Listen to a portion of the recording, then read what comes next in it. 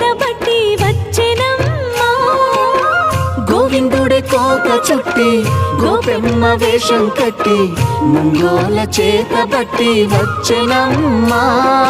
నవమోహన జీవన వరమిచ్చెనమ్మా ఇకపై ఇంకెప్పుడు నీ చేయి విడిచి వెళ్ళనని చేతిలోన చెయ్యేసి ఒట్టేసెనమ్మా